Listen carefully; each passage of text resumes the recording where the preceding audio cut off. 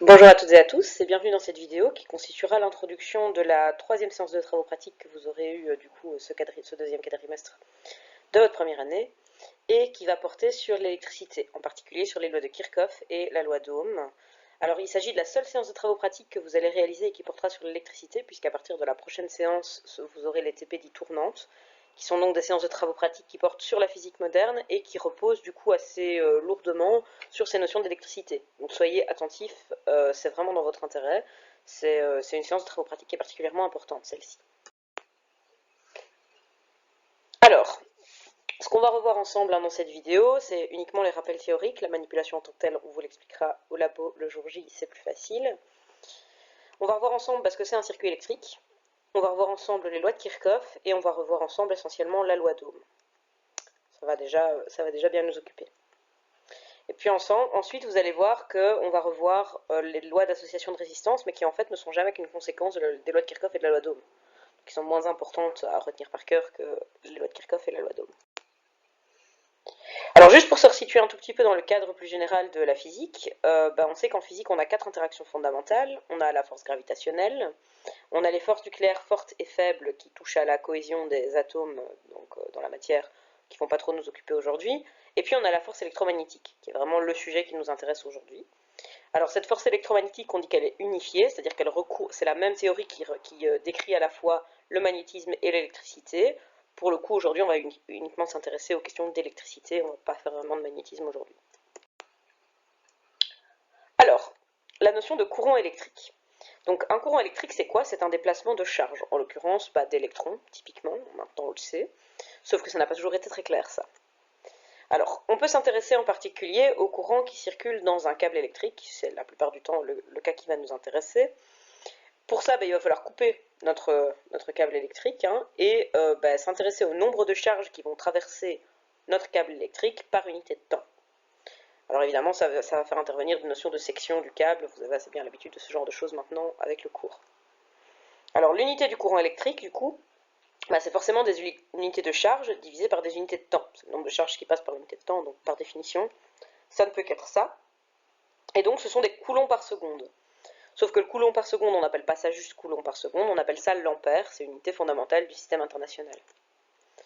Alors, pourquoi il porte son nom en référence à André-Marie Ampère, qui est un physicien qui a le premier réalisé qu'il y avait des liens, en tout cas à faire, entre électricité et magnétisme, ce qui est quand même vachement balèze. Alors, ce qui est intéressant là-dedans, c'est que pour maintenir ce déplacement de charge, il y a besoin de fournir de l'énergie. L'idée, c'est que vos électrons qui se déplacent dans votre câble électrique, ils vont interagir avec les atomes de la matière du câble électrique. Et donc, de ce fait-là, ils vont perdre de l'énergie. Et donc, il y a besoin de fournir perpétuellement de l'énergie pour entretenir un courant électrique. Et comment on fournit cette énergie? Eh bien, on la fournit sous forme d'une différence de potentiel, d'une énergie potentielle électrique. L'unité du potentiel électrique, c'est le volt, et le volt, ça correspond à des joules par coulomb, donc en bonne logique, c'est la quantité d'énergie qu'il faut fournir par unité de charge pour entretenir un certain courant. Le volt, il porte son nom aussi en hommage à un physicien, en hommage à Alessandro Volta, qui a inventé la toute première pile électrique en 1800. Alors, un dispositif électrique, on peut le schématiser, on va pouvoir le schématiser sous la forme que vous voyez sur la droite de la slide. Alors évidemment, ça va dépendre du dispositif que vous voulez schématiser, mais en l'occurrence, si on prend celui qui est assez simple et qui est représenté ici, vous avez une pile électrique qui est branchée à une ampoule. L'ampoule, elle va dissiper une partie de l'énergie électrique qui est fournie par la pile, elle va la dissiper sous forme de lumière. Alors comment on schématise un tel dispositif? Eh bien, tout ce qui va fournir de l'énergie, ça va se schématiser sous forme d'une différence de potentiel électrique. Donc notre pile, elle devient une différence de potentiel. Une différence de potentiel, c'est représenté comme vous le voyez ici, avec une petite barre et une grande barre. La petite barre, elle correspond aux charges négatives, donc au potentiel le plus bas, au moins. Et la grande barre, elle correspond au potentiel le plus élevé, et on la représente avec un plus. Alors, à côté de ça, tout ce qui va dissiper de l'énergie, eh bien, on va le représenter sous la forme d'une résistance. Ici, ce qui dissipe de l'énergie, c'est l'ampoule, et la résistance, vous voyez qu'on la représente comme ceci, avec les lignes en zigzag. C'est typiquement le symbole habituel d'une résistance. Alors, il est intéressant de souligner que ici, c'est une ampoule, donc c'est très très clair qu'elle dissipe de l'énergie, c'est ce qui permet qu'on ait de la lumière. Mais par contre, c'est moins intuitif pour toute une série de choses, et notamment pour les instruments de mesure. vous avez tendance à oublier que pour faire une mesure, il y a besoin d'utiliser une partie du courant, il y a besoin de dissiper du coup une partie de son énergie, et donc de ce fait-là, inévitablement, un instrument de mesure, c'est une résistance en fait. Ça a une certaine résistance interne, qui est à prendre en compte dans les circuits. Ça va être vraiment un des gros objets de la manipulation d'aujourd'hui. Alors à côté de ça, et pour être complet, tout ce qui va stocker de l'énergie, on va le représenter sous la forme d'un condensateur. Ici, on n'a pas de condensateur dans notre circuit, et globalement, on ne va pas s'y intéresser pour cette séance-ci, mais vous allez voir qu'en séance tournante, vous aurez des condensateurs dans vos circuits, puisque vous allez vous intéresser au circuit RC. Alors, ce qui lie le courant et le potentiel, c'est la loi d'Ohm. La loi d'Ohm, elle vous dit que V égale RI. Donc, en I, c'est le courant, V, c'est le potentiel, et puis vous avez R qui est la constante de proportionnalité entre les deux. Alors ce R, si on s'intéresse à ces unités, on a quelque chose comme les unités du potentiel divisées par les unités du courant. Donc on a quelque chose comme des volts divisés par des ampères. L'ampère, c'est une unité fondamentale, on peut la laisser. Par contre, le volt, c'est pas une unité fondamentale du système international. Et donc on peut le décomposer en kilomètres carrés par ampère seconde au cube. Et donc on trouve en fin de compte que notre résistance est des kilomètres carrés par... mètres carrés par ampère carré seconde au cube. C'est pas très pratique de trimballer des unités pareilles, et donc ce truc-là, on va lui donner un nom, on va appeler ça la résistance, et on va lui donner comme unité l'ohm, qui est noté avec un grand oméga, la lettre grecque. Donc c'est le symbole de l'ohm. À nouveau, c'est un hommage, l'ohm, c'est un hommage à Georg Ohm, qui découvre, en travaillant sur la pile de Volta, cette loi de proportionnalité, la loi d'Ohm, et qui donne donc du coup cette définition de ce que c'est une résistance. Alors, quand un électron participe au courant, automatiquement, ça veut dire que derrière lui, il a laissé son atome, et son atome est chargé positivement, puisque l'électron s'en est libéré. Du coup, en fait, automatiquement, quand vous avez un déplacement de l'électron, vous avez un déplacement de charge, un faux déplacement, mais vous voyez que derrière, il y a une trace de charge positive qui reste, et cette trace de charge positive, elle peut aussi être vue comme un courant de charge positive. Et au moment où on a découvert ce genre de phénomène, on n'avait pas forcément de notion. On n'avait pas la notion de l'électron, on n'avait pas du tout la notion de l'électron. Et donc Ampère, il pensait, lui, que c'était les porteurs de charge positive qui étaient responsables du courant électrique. Et donc de ce fait-là, il a proposé comme sens conventionnel du courant le sens de déplacement des charges positives. Ce qui est extrêmement contre-intuitif au sens moderne. Parce qu'évidemment, maintenant, on considère que c'est l'électron qui se déplace et qui porte la charge.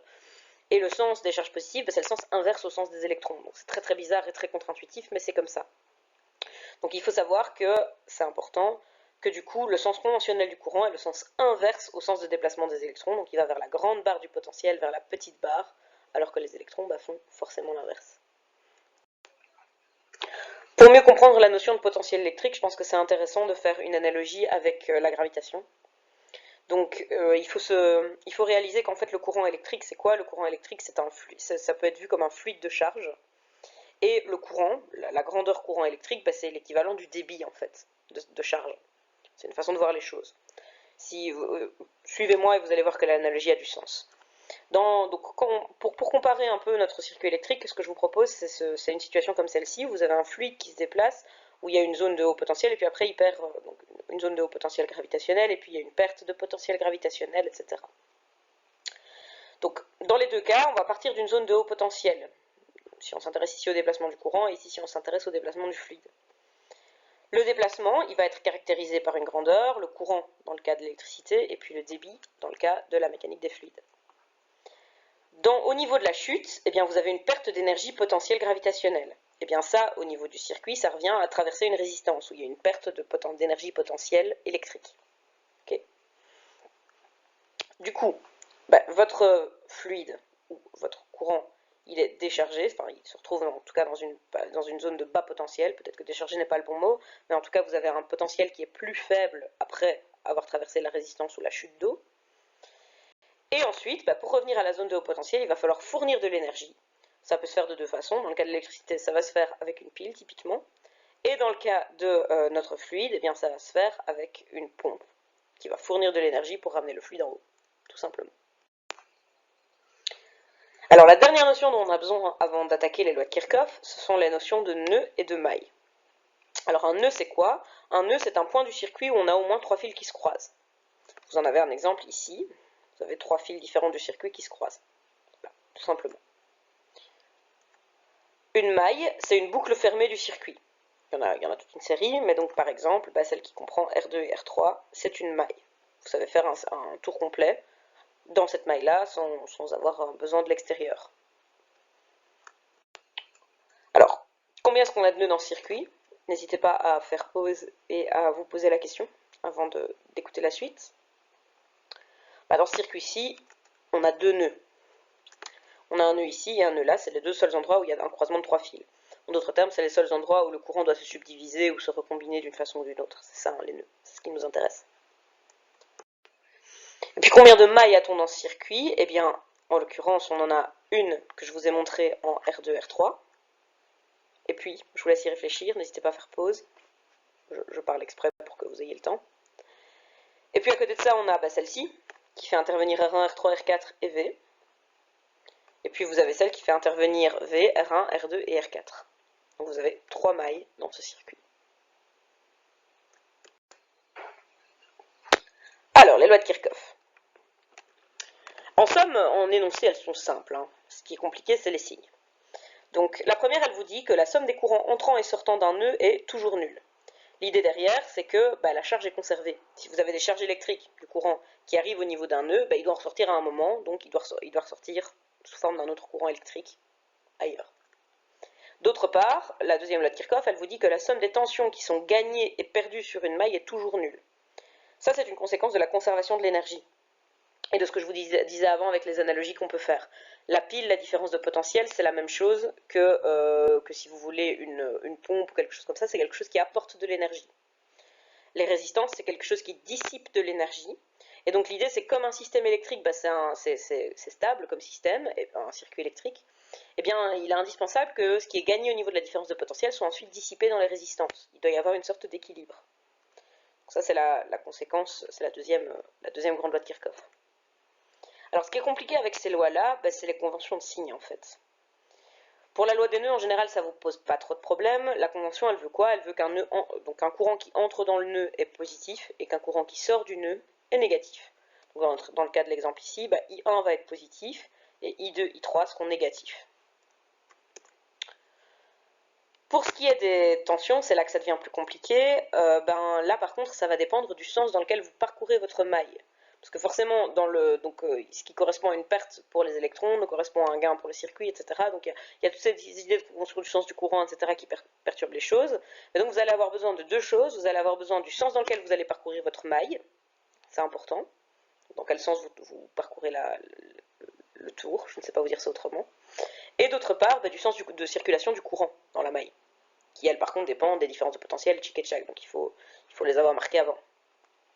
Alors une fois que vous avez ça, si vous parcourez votre maille dans le même sens que le courant, vous allez considérer que dans une résistance, vous avez une perte d'énergie et donc vous allez donner un signe moins. Et si vous parcourez la maille dans le sens où, pour traverser la différence de potentiel, vous allez du plus vers le moins, même chose, vous allez considérer que vous perdez de l'énergie en parcourant la pile dans ce sens-là et donc on va donner un signe négatif à notre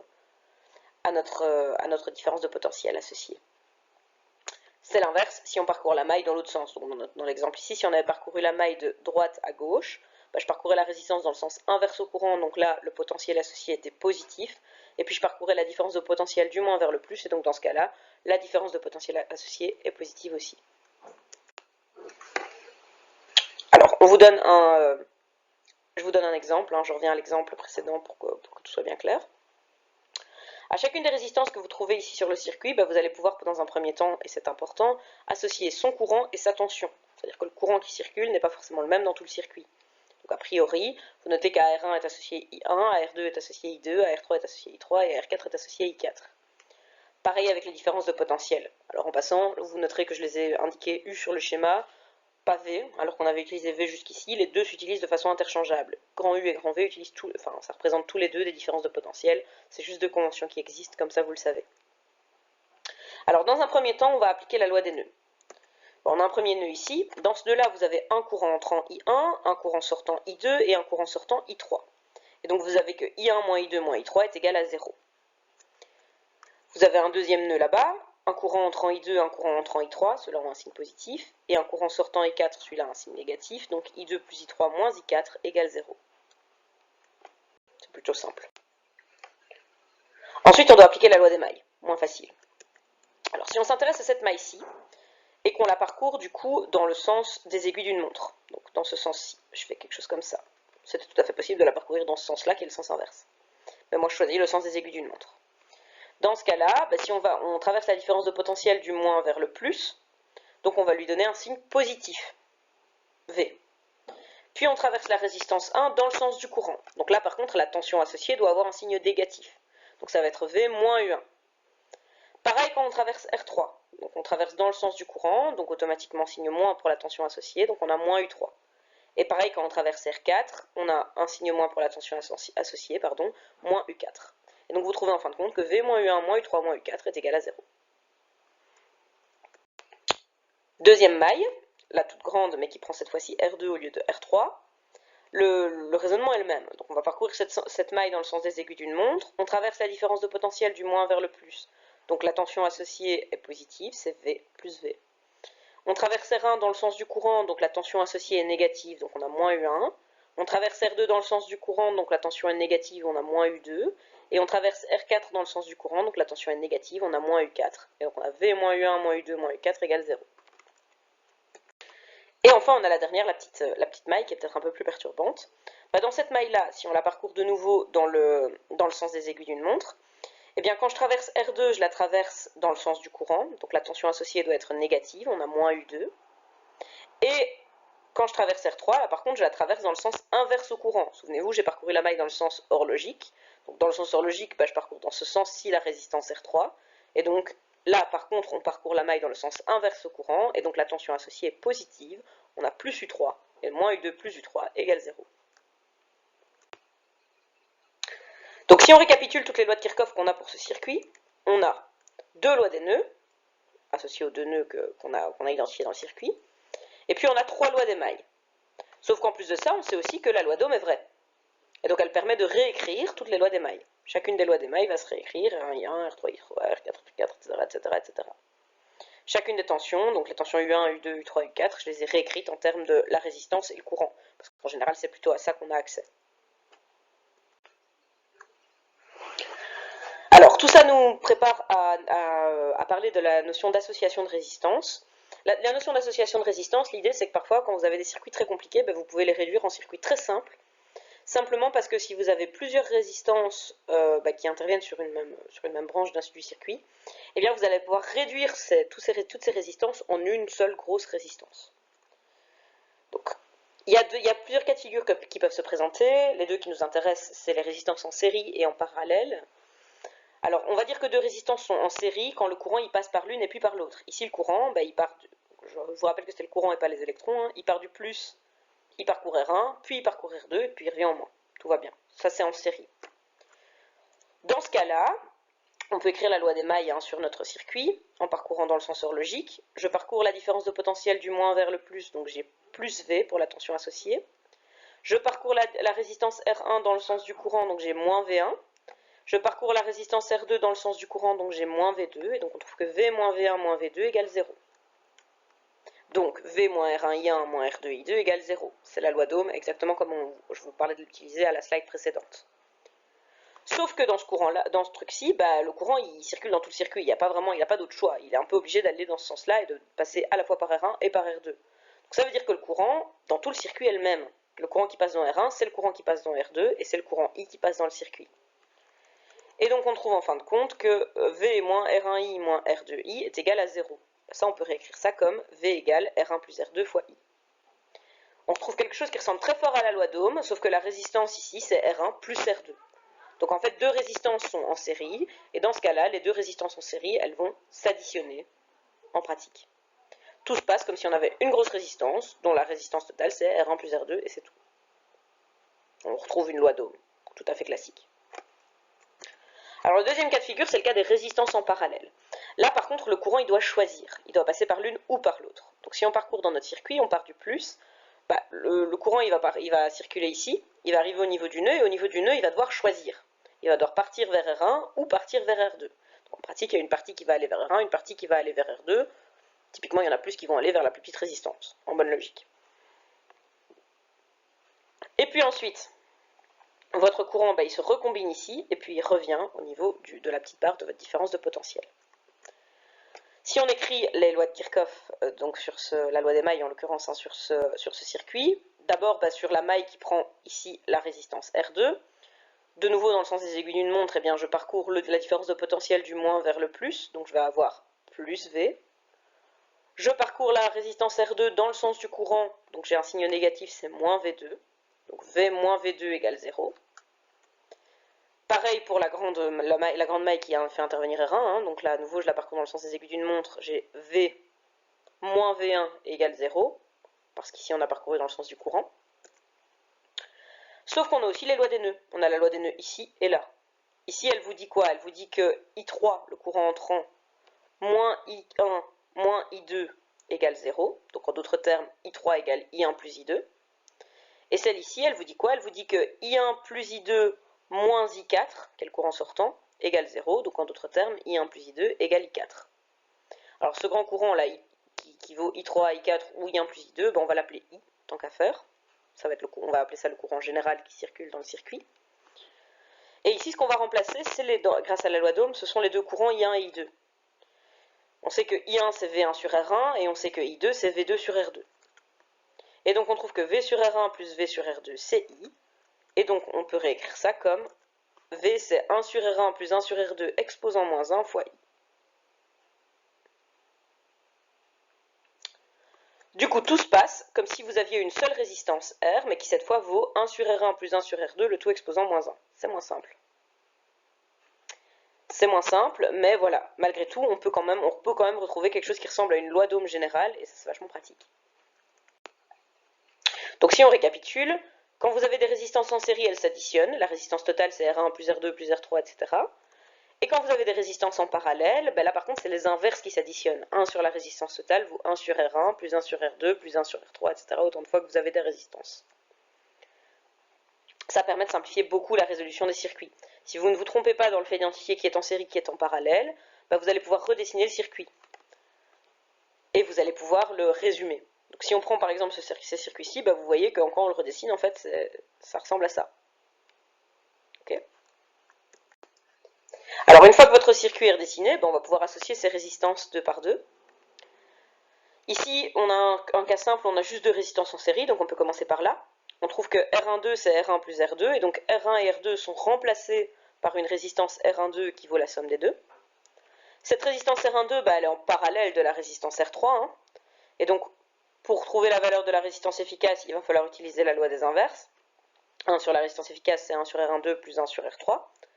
Sauf que R1,2 c'est R1 plus R2, donc tant qu'à faire, on peut l'expliciter.